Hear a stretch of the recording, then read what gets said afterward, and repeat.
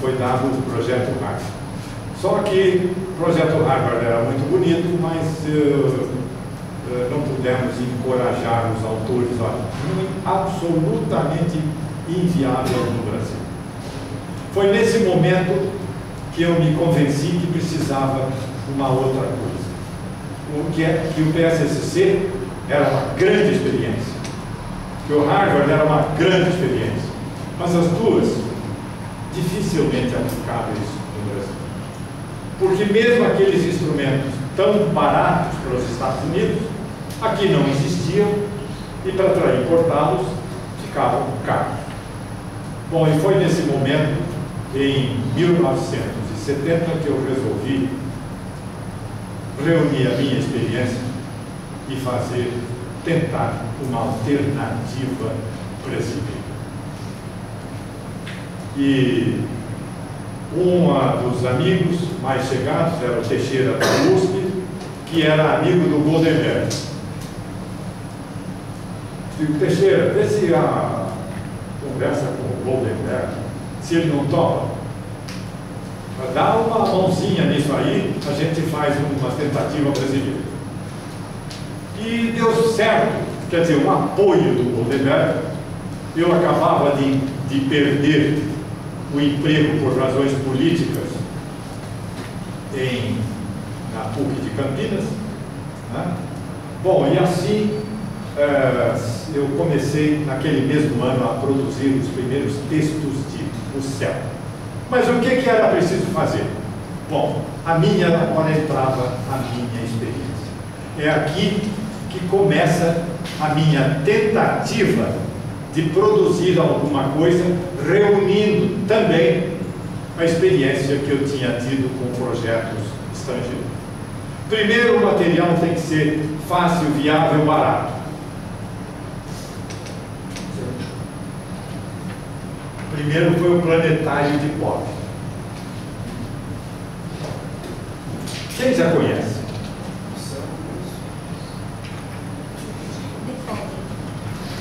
Pois é, eu tinha pensado, mas acho que...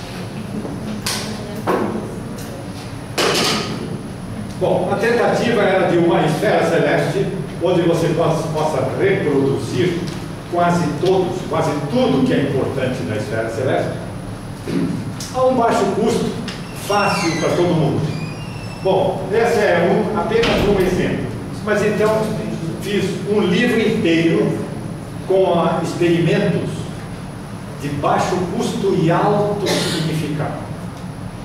Bom, uma das experiências era a varinha, onde você determina as retas norte, sul, leste, oeste, etc. É claro que o meu propósito, e aqui começa uma diferença, um empenho meu. Quando a gente atravessa a piscina, o meu objetivo não é chegar do outro lado, é o que eu aprendo na travessia. Bom, assim, claro que eu não pretendo fazer concorrência aos planetários. O que pretendo é que o que dificilmente acontece no planetário é que você possa medir, determinar, tomar atitudes, quer dizer, você acionar, voltar, refazer, discutir, desmanchar, de tal maneira que você realmente esteja dominando aquilo que... Né? Bom, então,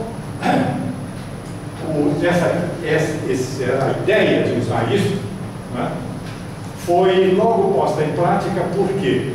Porque um dos professores, que era professor de física na Universidade Federal de Pernambuco, em Recife, disse: Canhato, você não quer vir testar os primeiros capítulos lá comigo, na cidade universitária, no CECIME, chamava, que existia nos estados, em vários estados, Centros de Treinamento de Professores.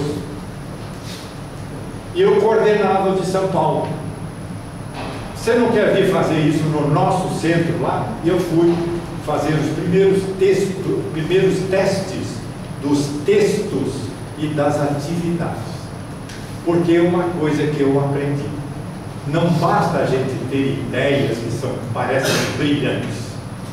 Precisa testar, precisa ver se isso é inteligível, se é entendível, se é viável, se o texto ajuda no experimento, se o texto tem informações poucas e significativas.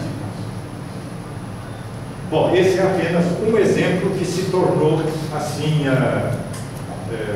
talvez mais característico. Mas o livro inteiro de experimentos, como, por exemplo, determinar a reta norte-sul, etc. Claro que eu não estou preocupado em que as pessoas saibam onde está o norte e o sul, mesmo porque na nossa cultura isso quase não entra, especialmente na cultura dos brasileiros, diferente da cultura dos hispanos. A direção aqui, se eu vou para o sul, para o norte, aqui, isso não só não importa, como em geral as pessoas não sabem, e nem usam, e não estão nem aí. Se eu vou, quando vou para a minha casa, vou para o sul, para o norte, para o leste ou para o oeste. E já os americanos sabem, os europeus, que eu moro no leste, eu moro na zona sudeste, enfim.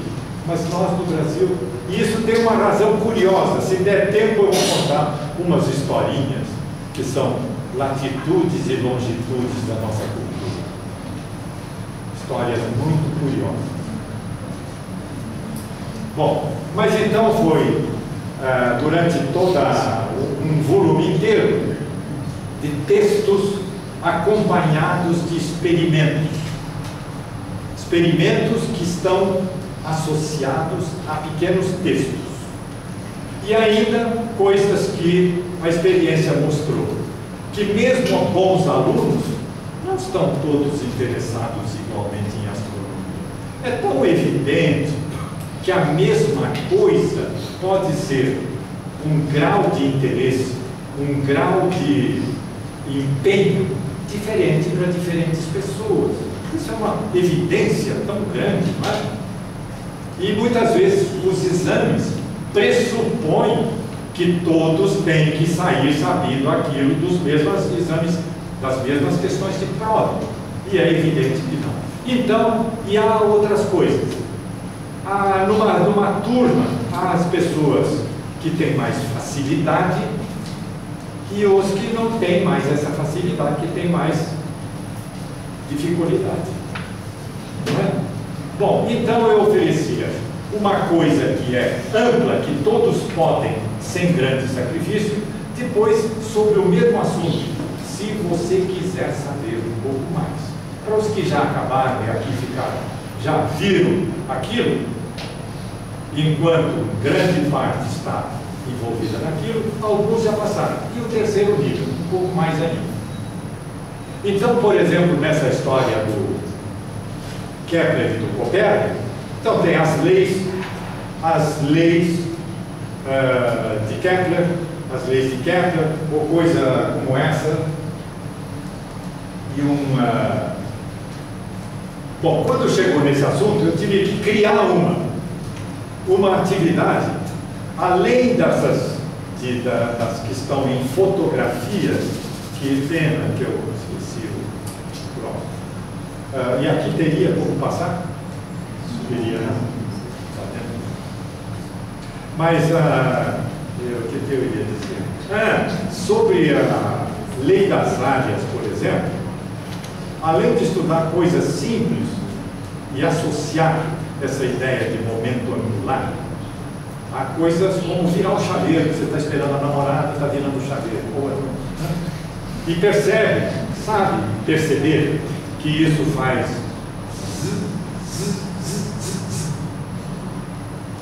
que é a velocidade de avanço. Bom, todo mundo já viu uma bailarina, né, que rodopia e que, sem dar novo impulso, aumenta a sua velocidade angular. Mas é o mesmo próximo. Não é? Pois bem, então, em alguns casos, foi preciso bolar experimentos e eu criei, então, outro projeto paralelo, que foi de fazer fotografias estroboscópicas. Então, eu peço o seguinte, olha, Anotem o meu blog, porque tudo isso está disponível. Uma grande coleção. E eu tinha trazido esse troço que eu esqueci. Eu tinha esquecido, estavam grandes, não estavam todas, mas estavam, e já muitas com comentários. Foi preciso, então, meu nome no blog, viu? Agora, para quem me mandar uma mensagem, eu mando também, direto, essa e muitas outras histórias.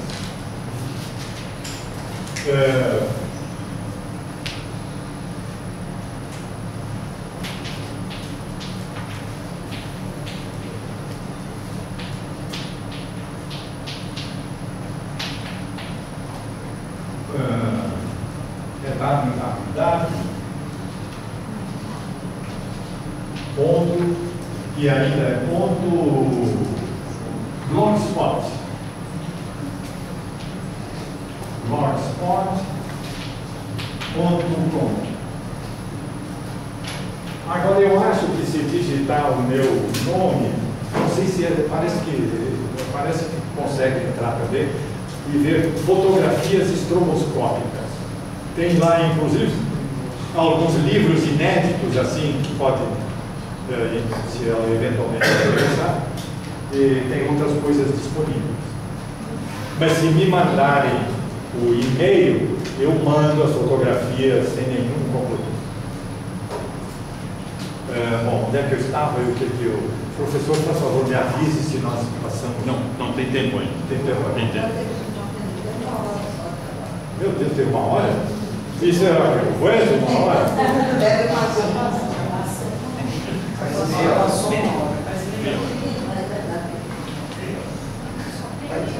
Canhado, se quiser abrir para perguntas e conversa também. Muito bem. Ótima sugestão para aliviar um pouco, para dar um descanso. Façam as perguntas que quiserem. Eu respondo as que eu puder. Fiquem à vontade para perguntar, para criticar, para mandar bala. Fala, professor. Professor, o livro do céu sofreu mudanças ou permanece como ele aconteceu anterior? Como é? O seu livro, o céu, Sim. recentemente sofreu alguma mudança ou permanece com os mesmos? Não, é a mesma coisa, basicamente. Eu acrescentei ou corrigi umas pequenas coisas.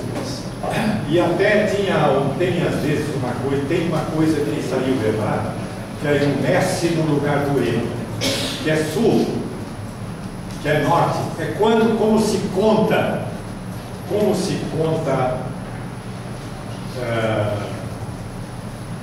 coordenadas locais, altura e azimute, né? E se conta o azimute a partir do norte. E apareceu um S lá e ficou errado. Isso aí acabou pichando a coisa. Mas Mas não me lembro por que eu. Estava esperando as perguntas. Sim.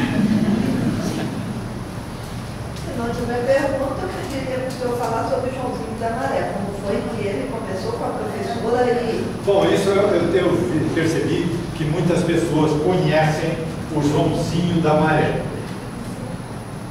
Mas isso é uma outra coisa, professora, me cobre depois. É que para chegar no Joãozinho, preciso descobrir uma outra coisa.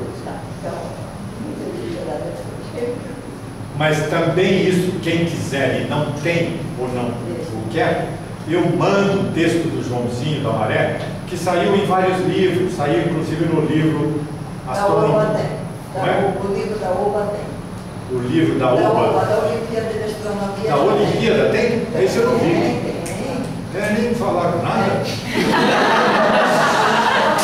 Pois é.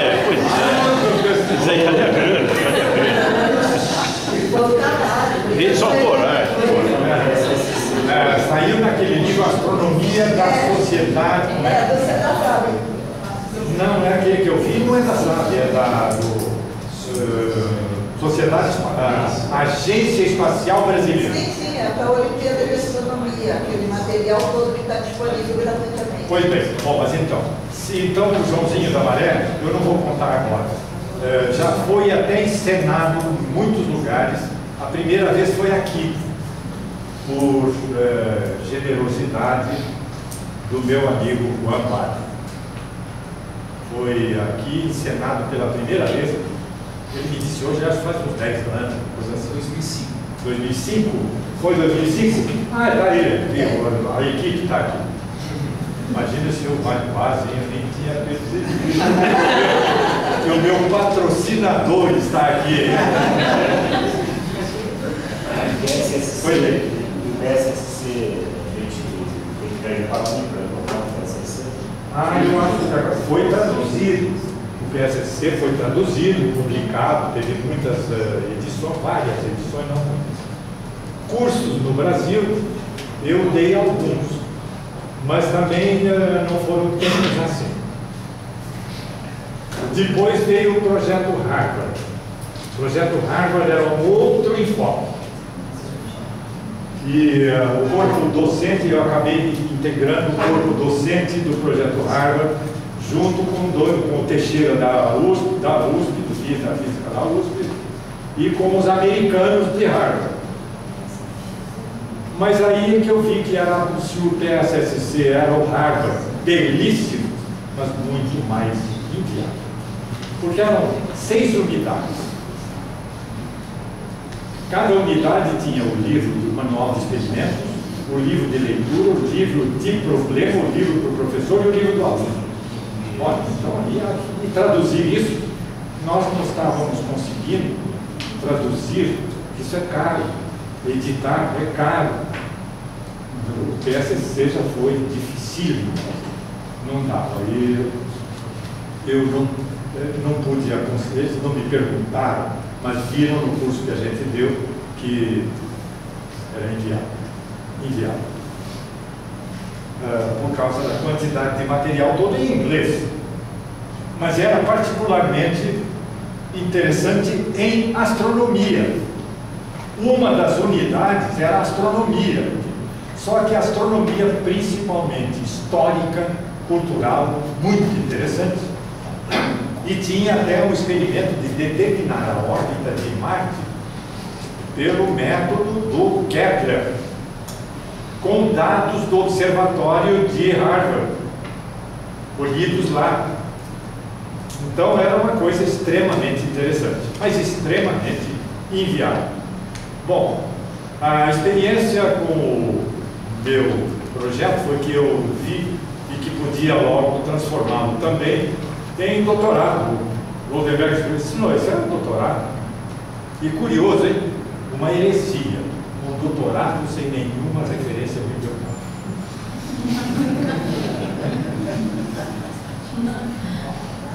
Era tudo suave ali, viu? Claro que não proporia isso hoje. Né? Hoje existem muitas outras coisas para serem estudadas, não precisam. Naquele tempo também havia, mas era preciso dar um arranco em alguma coisa com uma experiência brasileira. Né? E, curiosamente, a tese foi multidisciplinar. Foi no Departamento de Física da Unesp de Rio Claro, que ainda se chamava Faculdade de Filosofia, Ciências e Letras, né? Que tinha Física, Química, etc. E foi uma banca multidisciplinar. Então, foi a diretora de Educação da USP, o Goldenberg, que era o diretor da Física da USP, o diretor de Educação da Unicamp e o grande escritor amigo, o Rubem Alves, e ainda um outro aluno meu. Quer dizer, era tudo uma panela. Não mudou muito. Muito bem. Então foi uma alternativa que pretendia se oferecer sem nenhum custo a aí. Cometia a ingenuidade de só permitir nas primeiras edições que usassem os livros os que tinham conhecido, que tinham estado comigo e que sabiam qual era o propósito. Mas isso também não adiantou nada. E percebi que atrás disso há outros grandes problemas. Só que, na medida em que o projeto foi aprovado com a nota máxima, o diretor do Instituto Latino-Americano de Física disse: Caniato, precisa dar esse curso na América Central para os professores da física da região. E então, antes da defesa, a defesa eu entreguei em 73, não deu tempo de a banca se reunir em 73, mas eu tinha o convite para dar o curso para um grupo de 20 professores de todos os países da América Central, em Honduras. E eu fui dar o curso. Uma semana depois, eles foram na Embaixada Brasileira, querendo marcar o segundo, só para hondureiros.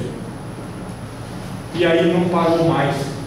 E eu passei até 1988 indo mostrar isso nos países latino-americanos. Com isso eu descobri uma outra coisa. Aí sim, a multiplicação dos cursos no Brasil e fora do Brasil me mostrou outra vez, só que agora com um contato muito mais próximo de mim, o problema do ensino de natação por correspondência. Porque aqui as experiências, você não tem como saber a fórmula. Só, primeira, interessante, começa a aparecer os problemas. Olha, eu só vou dar, você vai fazer pontaria aqui e marcar o polo. Mas agora você vai marcar o equador. Como é que vamos marcar o equador? Pense, grupos de nunca mais que 6. Pensem e resolvam como vai marcar o equador. Então começa a aparecer uma porção de sugestões. E um ou outro descobre: bom, como é que eu vou fazer? Vou dar água, sei que isso aqui é 1000 ml, eu vou botar meio, viro assim e desenho aqui. Reprovo você se fizer. Isso não vale. Isso é feio. Então, como é que a gente vai fazer? Uma fita vai descobrir qual é o perímetro máximo, para saber, em primeiro lugar, se isso é realmente uma esfera. Quando eu tiver a esfera máxima, o comprimento máximo, sei que estou com o comprimento da circunferência. Tá? E aí? Como é que eu vou marcar?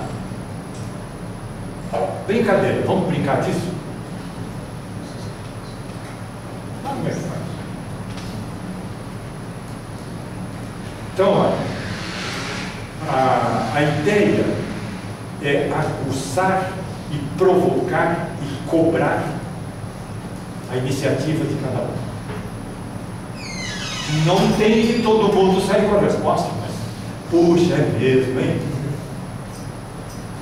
Como é que eu vou fazer? Eu nunca dou as respostas. Lembram-se do Sócrates? Que quando perguntaram o que ele fazia na vida, ele disse que era um parteiro de ideias. Ajudar a nascer, a provocar, levar a provocação até que, pum, nasceu. Não nasceu em todos, mas todos pensaram, todos se empenharam. E como é que faz? Então acabam descobrindo. Eu vou dividir em 4 e marcar pontos a partir do polo. Não é? Por exemplo, divido em 4. Como é que eu vou dividir em 4? Um metro, meço o comprimento, pego a maquininha de calcular, divido por 4, vejo quanto deu. Não vale. Use sua iniciativa. Como? Olha, a distância do polo ao equador é um quadrante. Divida por 4. Ah, vou dividir por 4. Não, basta dobrar. E marcar a partir do polo.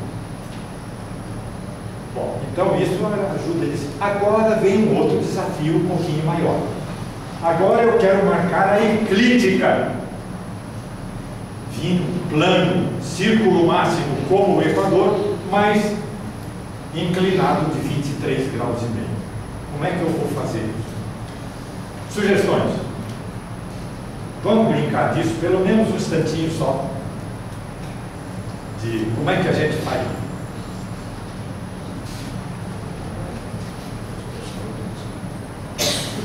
A gente sabe, se não sabe, pode ver no livro que a inclinação é 23,5. Mas como é que eu vou desenhar agora esse círculo máximo inclinado de 23 graus e meio? Eu ponho a água e viro. Mas como é que eu vou medir esse ângulo? Não vai. Isso aí não vai. Use outra alternativa. Uma alternativa mais digna do astrônomo e do físico. Obrigado. Porque também isso, pode se brincar também. A aula não tem que ser chata. Pode ser interessante, provocador. Né? Tem que marcar pontos. Está quase.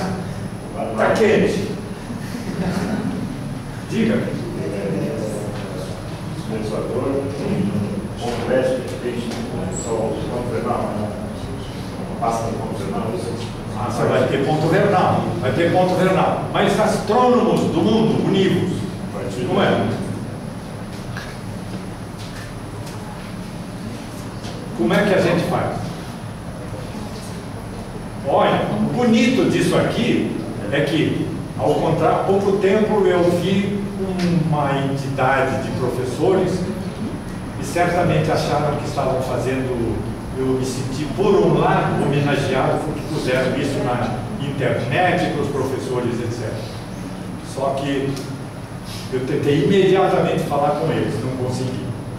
Não faça isso!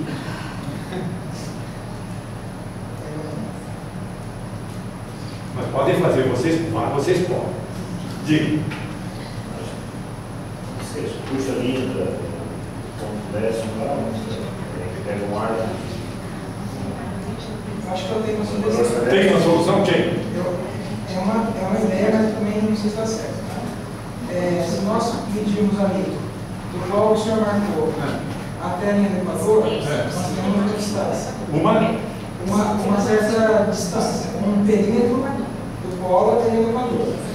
Pego esse perímetro, né, esse barbante, se eu dividir em 4, né, representa mais ou menos 22 graus e meio.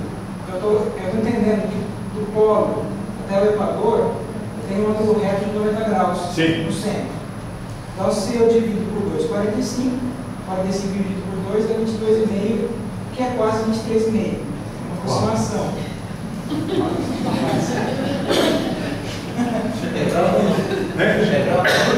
Não é prova, mas também não. Mas todas essas tentativas, olha, pense nisso, pense. Se eu estivesse dando aula, eu não daria essa dica aí. Mas olha, você tem aqui, esse comprimento aqui é um quadrante. Faça desse quadrante uma escala em graus. Uma escala em graus. Essa pega, você dividiu, você tinha esse arquinho aqui, não tinha? Faça disso uma escala em graus. Mas professor, vou ter que dividir por 9 para depois fazer 10 em 10? Não, olha, é outra coisa interessante, mobilizar coisa assim. Não vai fazer conta, não. Vai usar o seu papel milimetrado como forma de fazer as divisões e a escala. Isso aqui e aqui vale 90 graus, não é? Então, agora você divide isso aqui em 9 pedaços e você terá uma escala em graus. Ou se quiser, divide mais. Como? Sem fazer conta. No papel ao maço. Sem fazer conta. Por quê? Porque se você for fazer a conta, você vai usar a maquininha, medir em centímetros e fazer Bom, você já vai ter que jogar fora uma porção de números que não serão significativos. Mas quando você for passar dessa divisão para a escala, em cada divisão que você marcar, vai cometer um erro. E esse erro vai se acumular do 0, 10, 20, quando chegar lá, está uma diferença muito grande. Então, como é que você faz? Você tem o papel milimetrado, que tem as riscas separadas por distâncias iguais, não é isso? Então você põe a fita aqui e pega 9 intervalos em cada, perceberam? Usa o papel como forma de medir para dividir qualquer tamanho em qualquer número de coisas sem fazer conta. Porque quando você fizer conta e for aplicar o valor de cada divisão, você vai fazer erro em cada uma e vai acumular os erros. E quando chegar lá em cima na nona divisão, o erro vai dar uma escala muito grande. No papel milimetrado você divide exatamente. Mas será que uma divisão, a distância entre as, vai dar certo? Inclina o papel. Se o papel é mais comprido, inclina mais o papel. E usa 9 divisões do papel ao máximo. Certo? Perceberam? Sem fazer conta, usando a imaginação, a criatividade. Mas, bom, com a multiplicação dos cursos, acho que é muito tempo para as pessoas ouvirem tanto, não é? Vocês não estão cansados? Já pode já. Não, eu agora passou o cansaço, agora eu criei coragem. E a professora? Uma pergunta. Assim, eu tenho infinitas perguntas, mas vou me conter. Vou fazer só algumas.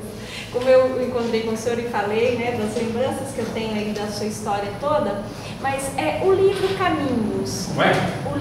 o seu livro Caminhos, ele está disponível em algum lugar? Caminhos? É.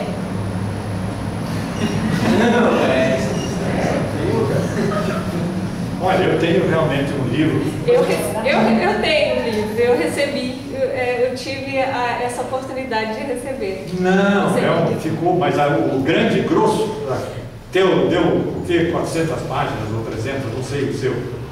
Eu não sei o número de páginas. Mas é muito grande, é ilegível. Não dá para ler aquilo tudo, né? É muita coisa. Não use aquilo, eu vou lhe mandar outras coisas mais interessantes. Mas eu gostei muito dele no sentido que tem a sua história, né? E tem um momento que você fala de um teste da professora que ela queria saber realmente se você sabia ler, né? Sim. Você conta essa história. Sim. Eu queria que você falasse. E depois, eu não sei se eu estou pulando etapas, eu queria que você falasse um pouquinho quando você fala do ato de fé, né, das inconsistências que a gente vê. Eu não sei se eu estou pulando, se eu já estou indo para Joãozinho da Maré. Pois é, então vamos passar. Se não passar, cobre. Tá bom. Não, que um dia, muitos anos, eu comecei a escrever livros de coisas, assim ao Léo, de coisas que eu ia me lembrando. Mas ficou muito grosso. Então eu pensei que tinha jogado fora aquilo. Eu estou comprometido. Fala daquele livro das histórias de vida. Qual? Aquele livro das histórias de vida. Das histórias de vida, você fala. Não, mas então, olha, eu fiz outra coisa. Eu dividi em dois a biografia. E posso falar isso só na presença do meu biógrafo, o professor Paulo. É o seguinte. Então, a minha história, eu tirei coisas que interessavam mais a familiares, etc. E fiz 2 livros. Um chama-se Curupira. Da minha infância até... mas isso aí, não devia falar dessas coisas. Da minha infância até a volta, a saída do colégio interno, que aconteceu e as transformações. a história da rua, aquilo assim. E depois, desde o primeiro emprego até as minhas cassações. Pois é, então é isso aí. Mas, e depois tem outros livros que nunca foram publicados. Hoje fiquei sabendo que alguém aqui tem. Esse aqui é Escola Inútil. Realmente a minha mulher disse, olha, não faça isso. Então, é muito forte isso, Escola Inútil. Então eu botei, nossa, escola quase inútil.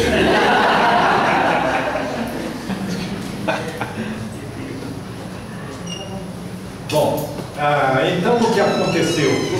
Eu fiz o CEL na defesa de tese, era mostrando, regulado, eu estou sentindo molhado. Seu livro, baixa o livro. Daí que eu vou tentar explicar.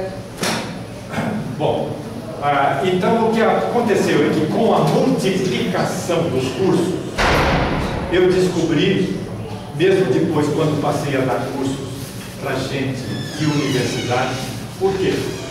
Muitas universidades federais tinham, nos anos 70, professores que não tinham nenhum título além da graduação.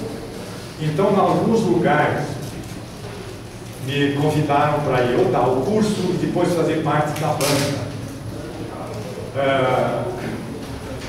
E eu, com isso, pude multiplicar a experiência com professores das universidades, fora e dentro do Brasil. Mas as coisas que eu não tenho competência para ir fazer grandes exames, nem cobrar grandes coisas complicadas, no terreno das coisas simples, descobri isso, que a maior parte não tinha entendido coisas fundamentais, simples. O próprio F igual a MA, que é o que a gente usa toda hora, sempre. A única coisa que precisa, e aqui nem isso, mas quando você quiser fazer um exame, uma coisa mais complicada, olha, um experimento que tem a ver com lei das áreas.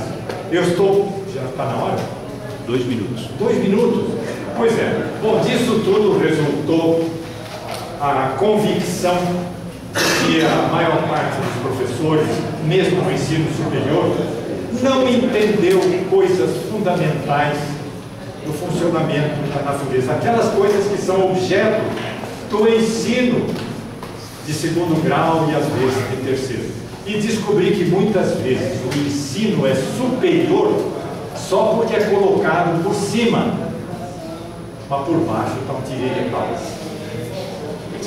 Aqui não sei se faz sentido o que é tiririca.